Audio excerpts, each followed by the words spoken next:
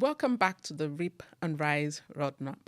I'm Dr Cathy Muyeba, a lifestyle psychiatrist and an addiction and ADHD specialist. This week, we're going to be looking at another topic on navigating someone else's addiction without losing yourself. Let's start with some quick questions. Have you ever agreed to something you really didn't want to do? Say, lending money, covering up, taking responsibility just to avoid a blow up with someone who's drinking or using drugs. If your body just went, yes, that's me, this video is especially for you. Let's meet three people again. First, Sam. Sam's partner uses cocaine at weekends that keep stretching into Mondays. Sam has lost count of the number of times that they have phoned Sam's boss to say Sam's got a stomach bug, when in reality, Sam is at home managing the fallout. Sam tells themselves, if I don't do it, we'll both get in trouble. Then there's Mrs. Patel in her 60s. Her adult son is in and out of work because of alcohol. Every time he drinks his wages, she quietly pays his rent so he doesn't get evicted.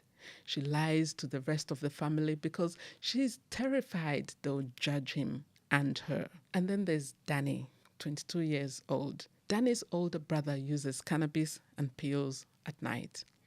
Their mom says, don't upset him, just keep the peace. So Danny laughs off the shouting, the broken promises, the missing money, and then goes to bed shaking. So again, different ages, different cultures, different substances, but the same pattern. This is saying yes when every part of you is screaming no because you love this person and you're trying to hold everything together. And today is about finding a way to still love them without losing yourself. What are boundaries? When clinicians work with families and partners affected by addiction, one word comes up again and again: boundaries. A boundary is not a way to control another person. No. A boundary is a line you draw around your own well-being and safety. It says, this is what I and won't do. This is how I and won't be treated. Boundaries are about your behavior, not their behavior. And here's the hard part. When loved ones are constantly rescuing, covering up, bailing out, absorbing consequences, it can actually make it easier for the addiction to continue. You are not causing the addiction, but when you are forced into the role of fixer, you carry the stress, the guilt, the exhaustion, while the other person has fewer reasons to consider change. And that is why professionals often talk about loving with limits, compassion and reality together. This shows up in different ways for different people. For parents, it might look like paying for repeated detoxes while never talking about the impact at home. And for partners, it might look like accepting verbal abuse when the person is intoxicated, as long as they apologize the next day. And for adult children of parents who use, it can look like becoming the parent, managing bills, appointments, and secrets from a very young age. And across cultures and communities, there can also be pressure to keep it in the family, to respect the elders, or to avoid shame. That can make boundaries feel almost impossible. That doesn't mean that boundaries are wrong. It means you deserve extra care and support, figuring out what is safe and possible for you. Here are some practical solutions around boundaries, communication, and safety. I'll start with the boundary formula. It's quite a straightforward way to think about a boundary. So when X happens, I do Y to look after myself or others, not what's missing. It's not when X happens, you must do Y. It is about your action. For example, when you drink enough that you start shouting, I will leave the room and sleep elsewhere, even if you want to argue. If you use drugs in the house, I will not give you money and I will remove access to the car. And another example, if you call me when you are drunk and abusive, I will end the call and speak to you another time. The aim isn't punishment. The aim is protection, emotional and physical. So how do we communicate boundaries with care? So approaches that support families tend to use a few simple principles. Choose calmer moments, not in the middle of a crisis. Lead with care. I love you.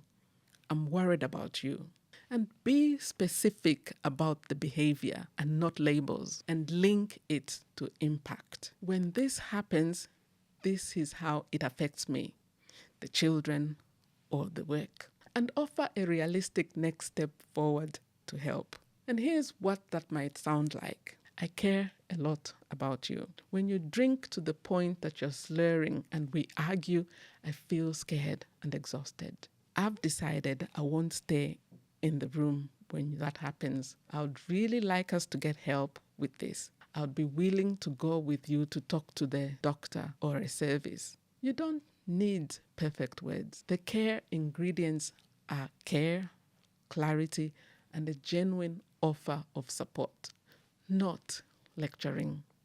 Safety comes first. Sometimes boundaries aren't just emotional, they're about safety. If there is violence, threats, driving under the influence, children at risk, or you feel unsafe, protection comes first. And that might mean not getting in a car with somebody who's been drinking or using, having a code word with a friend or relative if you need them to call you or call for help. Knowing how to contact emergency services or local crisis lines. And it's about involving domestic abuse or safeguarding services, even if that feels like a huge step.